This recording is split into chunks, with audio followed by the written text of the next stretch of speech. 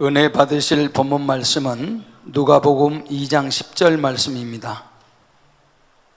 봉독해 드리겠습니다. 천사가 이르되 무서워 말라. 보라, 내가 온 백성에게 미칠 큰 기쁨의 좋은 소식을 너희에게 전하노라. 아멘.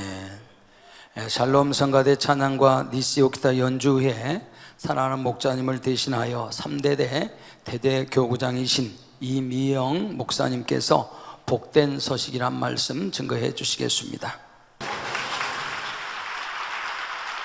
샬롬 성가대 찬양과 니시 오케스트라 연주에 감사드립니다. 우리 옆에 분과 함께 인사하실까요? 메리 크리스마스. 네. 오늘은 기쁘고 행복한 날입니다. 내일이면 예수님께서 우리의 구세주로 이 땅에 탄생하신 성탄절이 되기 때문입니다. 그래서 우리는 이렇게 성탄 전야에 함께 예배하며 그 기쁨과 즐거움을 나누고 있는데요. 성탄의 참된 의미를 아는 크리스찬들이 기뻐하는 것은 당연한데, 이상하게도 주님을 알지 못하는 세상 사람들도 성탄절을 맞이하면 기뻐하고 즐거워하는 것을 봅니다. 물론 그 기뻐하는 이유는 전혀 다르지요. 우리는 참된 의미를 알고 기뻐하는 것이지만 세상 사람들은 각자 다른 의미로 기뻐할 것입니다. 어떤 사람은 휴일을 앞두고 있어서 기쁠 것이고, 또 어떤 사람은 연말 연시, 또 새로운 해에 대한 두근거리는 마음으로 기뻐할 수도 있습니다. 혹은 어떤 모임들, 만남을 통해서 사랑하는 사람들을 만나고 먹고 마시고 즐길 수 있는 날이다라고 생각하여서 기뻐하고 즐거워할 수 있습니다. 그러나 그것은 참된 의미가 없는 껍데기에 불과한 것입니다. 여러분도 아마 걸어오시는 분을 제외하고 차량을 타고 오시는 분은 도로가 여느 때와 다르게 꽉 막혀 있는 것을 아실 수 있을 텐데요. 해마다 보면 성탄 전야 예배 오는 길에 굉장히 차가 많은 것을 봅니다. 세상 사람들도 이런저런 만남, 모임, 약속들로 분주한다는 뜻인지요. 하지만 영적인 의미를 알고 기쁘고 즐거운 마음으로 모이신 여러분은 참 복된 사람들이십니다. 썩어지고 헛된 것을 인해 기뻐하고 즐거워하는 것이 아니고 참된 복을 알아서 그 복을 누리면서 참된 기쁨을 알고 있는 우리는 진정한 복된 사람인 줄 믿습니다. 성도 여러분, 예수님의 탄생 자체가 우리에게 복된 소식입니다. 오늘은 말씀을 통해서 예수님의 탄생이 우리에게 어떠한 복을 주셨는지 그 의미를 다시 한번 상고하며 주님의 사랑과 그 사랑을 주님을 보내신 아버지 하나님의 크신 은혜를 느끼고 감사하는 성탄 전야 예배가 또한 성탄이 되시기 바랍니다. 첫 번째로 예수님의 탄생이 우리에게 복이 되는 이유는 우리의 구세주가 태어나신 것이기 때문입니다. 죄로 인해 죽을 수밖에 없는 우리였고 아무도 우리를 구원할 수 없었으나 사랑의 하나님께서는 예수님을 예배해 놓으셨지요.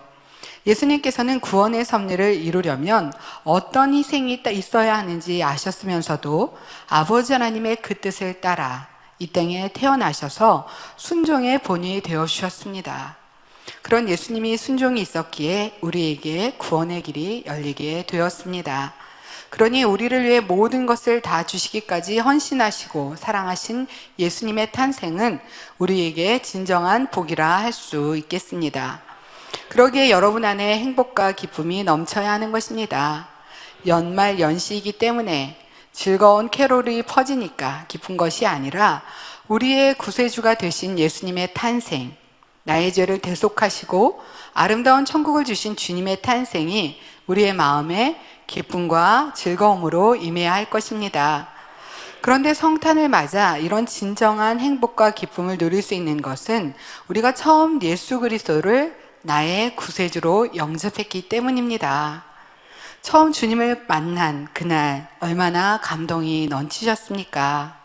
그날이 바로 그 사람에게는 성탄의 기쁨과 마찬가지였을 것입니다. 성도님들, 예전에 성탄절을 맞이할 때 내 마음은 어떠하셨나요? 내가 세상 사람들과 마찬가지로 죄악 가운데 거할 때는 성탄절의 참된 의미를 알지 못했기에 썩어질 것으로 기뻐하고 즐거워했습니다. 그러나 처음 주님을 만나서 성탄절을 맞이할 때는 아마 그 구원의 기쁨으로 어린아이와 같이 성탄절을 기다렸을 것이고, 여러분의 생일을 맞이하는 것보다 더 행복하고 기쁘게 맞이했을 것입니다. 그런데 혹시 예수 그리스도의 보혈로 구원을 받았어도 다시 마음에 세상이 틈타거나 말씀대로 살지 못하고 제 가운데 거하는 모습이 있어 순수한 구원의 기쁨을 잊어버리지는 않으셨는지요? 그리고 세상 사람들과 동일하게 썩어질 것을 취하며 즐거워하지는 않으셨습니까? 성탄절을 맞이하면 구원의 기쁨과 감사로 기뻐하고 즐거워하기보다 올해는 성탄절이 돌아왔구나 라고 생각하지는 않으셨습니까?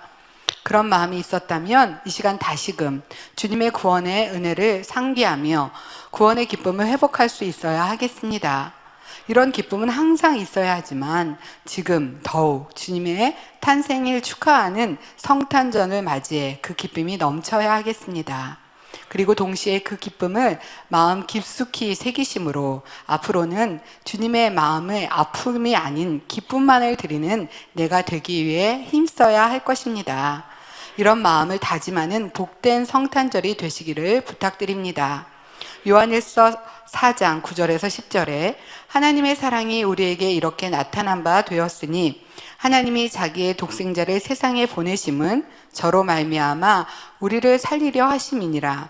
사랑은 여기 있으니 우리가 하나님을 사랑한 것이 아니요 오직 하나님이 우리를 사랑하사 우리의 죄를 위하여 화목제로 그 아들을 보내셨음이니라 말씀하고 계십니다. 하나님께서 독생자 예수님을 이 땅에 보내신다고 하는 그 자체가 어떠한 희생과 아픔이 따르시는 것을 아시면서도 우리 인생들을 사랑하여 보내주셨습니다. 여기 성경에 우리라고 표현되어 있는데요. 나라고 하는 것의 느낌은 작게 가지면 안 됩니다. 나를 포함한 우리인 것입니다. 나를 구원하시기 위해서 독생자 예수님을 이 땅에 보내신 희생, 그 헌신이 어떤 것을 아시면서도 독생자 화목제로 주신 아버지 하나님의 사랑, 그 아버지 하나님의 크신 사랑을 성도님들이 진정 깊이 느끼신다면 참 복을 알고 있는 복의 주인공이 되어야 할 줄 믿습니다. 그러나 데살로니가 후서 3장 2절 후반절에 믿음은 모든 사람의 것이 아님이라 하신 말씀과 같이 누구나 이 복된 소식의 주인공이 되지는 못하는 것을 봅니다. 사람의 마음이 조금만 선하면 예수님이 하나님의 아들이시며 그리스도이심을 깨달을 수 있게 해주셨습니다. 그러나 많은 사람들이 이런 예수님을 믿지 못했습니다. 예수님 당시의 율법사와 바리새인들은 오히려 예수님을 핍박하였습니다.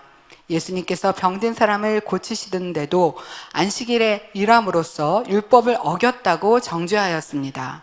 또한 귀신을 내쫓아 주었더니 예수님을 귀신의 왕이라 조롱했지요. 예수님께서 놀라운 기사와 표적을 베푸심으로 더 많은 사람들이 예수님을 따르자 기득권 세력인 바리새인과 대제사장들은 어찌하면 예수님을 없앨까를 모의했습니다. 예수님은 이처럼 악한 인생을 마음을 친히 보고 듣고 느끼셨습니다. 그래서 늘 아버지께 눈물로 기도하셨지요. 자신을 믿고 영접하는 이들뿐 아니라 배척하고 판단 정죄하는 이들도 구원에 이를 수 있기를 바라셨습니다. 예수님의 눈물은 이처럼 인생들을 구원을 바라는 간절한 마음의 표현이셨지요. 우리도 주님의 탄생의 복된 의미를 아는 사람이라면 나를 구원해 주신 주님의 은혜를 감사하는 것으로 그쳐서는 아니 되겠습니다.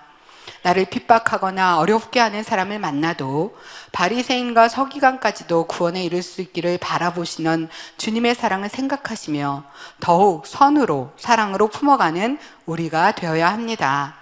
예수님의 탄생이 우리에게 복된 첫 번째 이유는 우리의 구세주, 나의 죄, 우리의 모든 죄를 사하시는 주님이 탄생하신 날이기 때문이라 말씀드렸습니다. 그러므로 성탄절을 맞이하여 더욱 구원의 기쁨이 충만하시기를 바랍니다.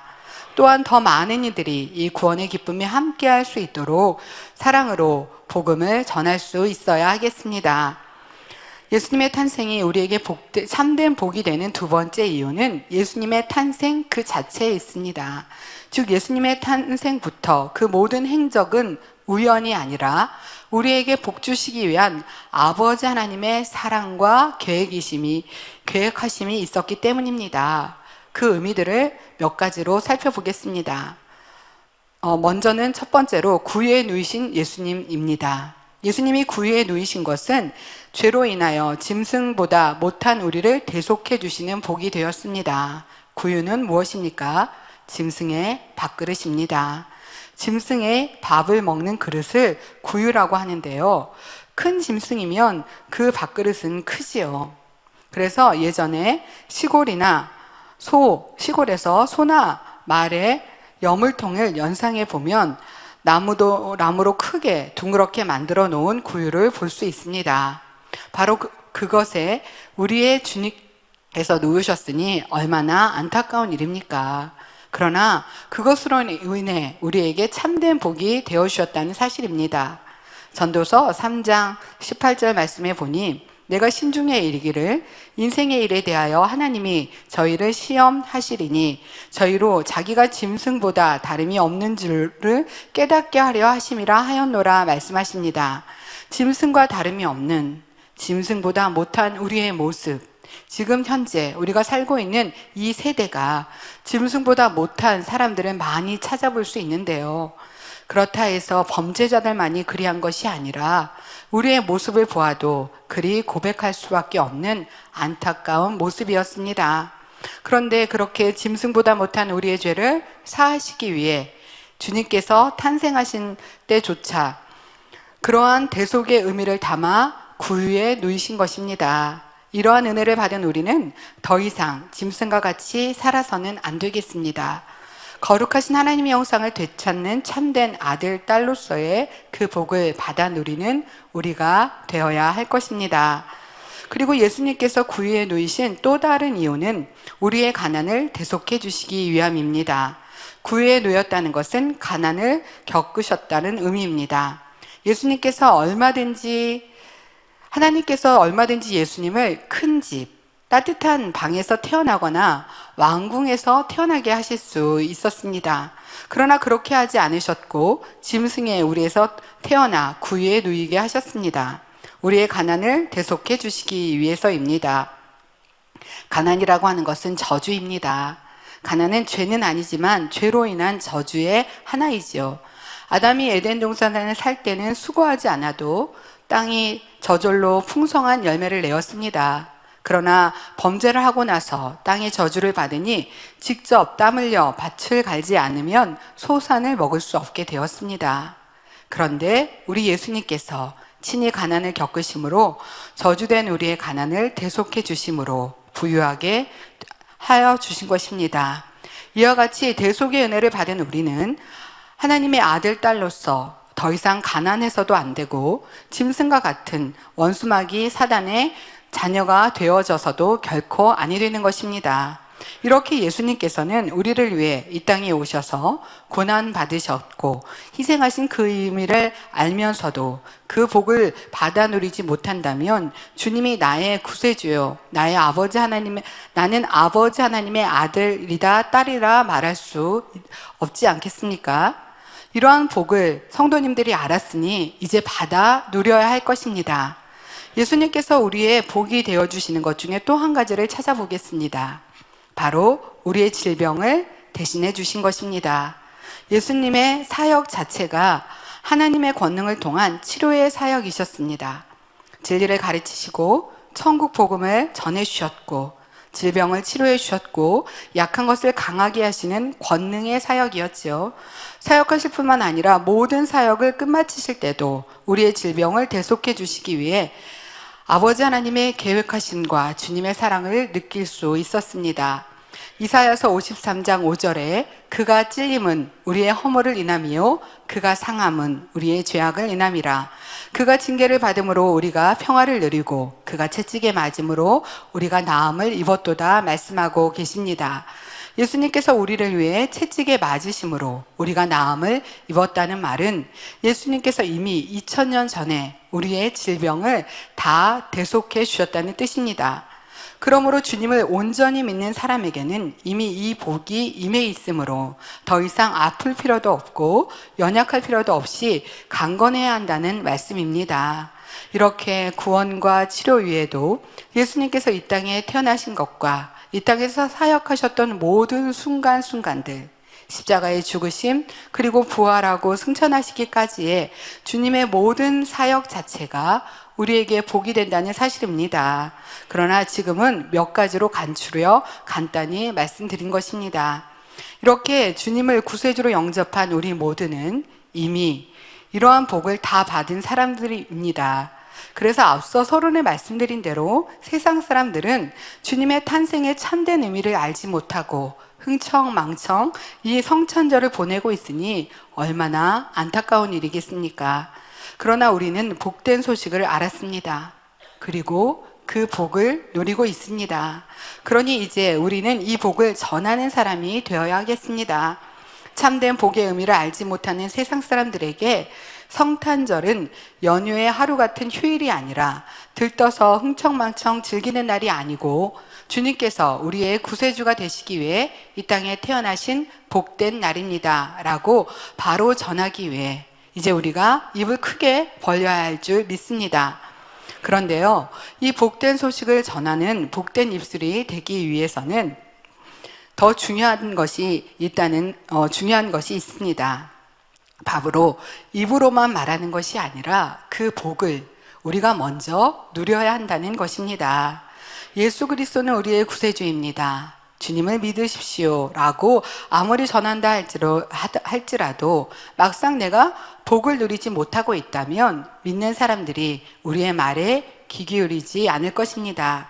예수 그리스도를 믿고 죄의 짐을 내려놓는 것이 얼마나 행복한 일인지, 내가 주님으로 인해 죄사함을 얻고 치료받고 응답받고 부유해지고 범사의 강건함으로 갖가지 많은 축복들을 받아 누리고 있다는 증거를 보이면서 전할 때 그것이 참된 복된 소식을 전하는 입술이 될 줄 믿습니다. 우리 당회자님이 바로 그와 같이 복된 입술 아니십니까?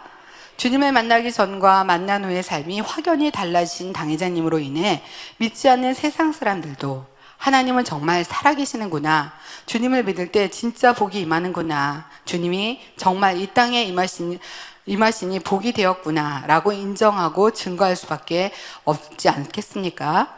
당회자님께서 치료받으신 후 주님을 영접하시고 후 받아가셨기 때문에 굳이 전하지 않았는데도 많은 가족들과 일간 친척이 주님을 영접하고 구원받은 것 우리 성도님들이 잘 아실 것입니다.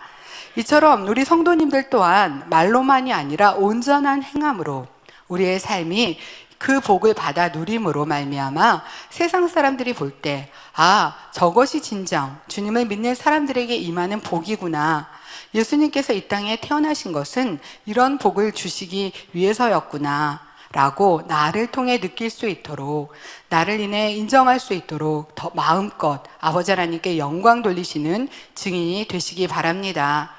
성도 여러분, 예수님께서 이 땅에 태어나신 것은 여러분에게 복을 주시기 위함이라 했습니다.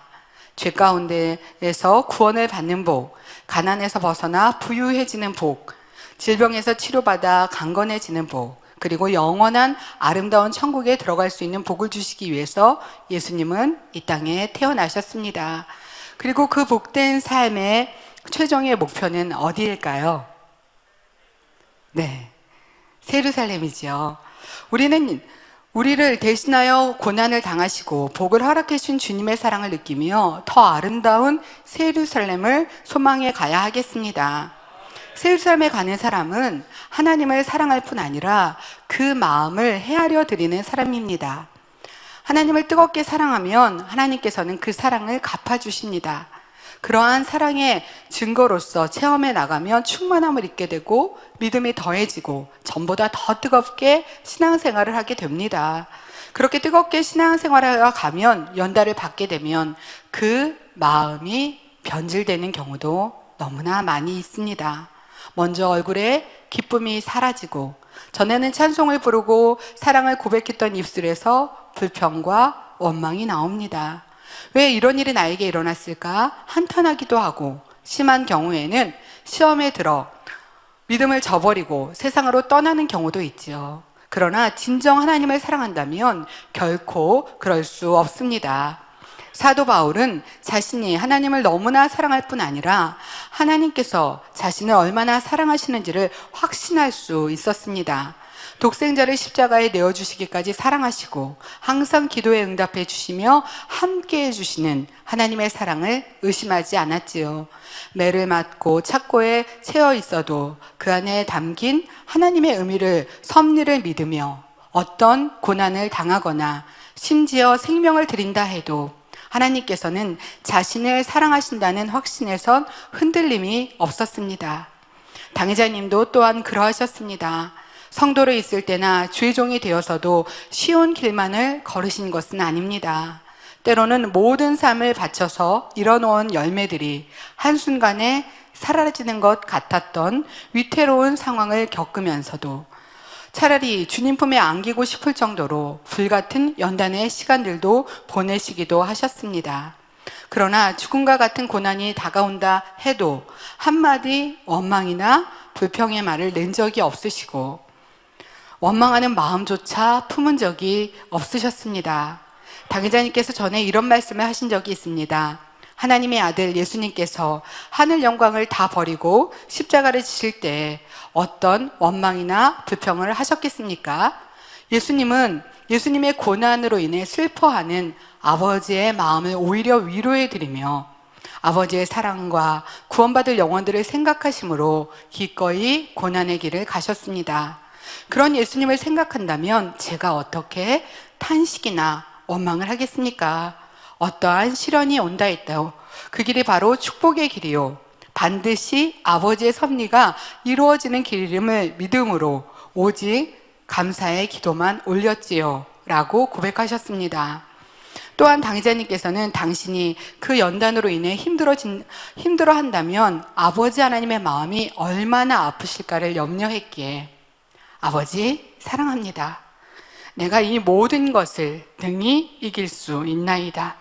나를 통해 아버지 뜻을 온전히 이루시고 큰 영광을 받으소서라고 고백하며 아버지의 마음을 기쁘시게 해드리고자 했다고 하셨습니다.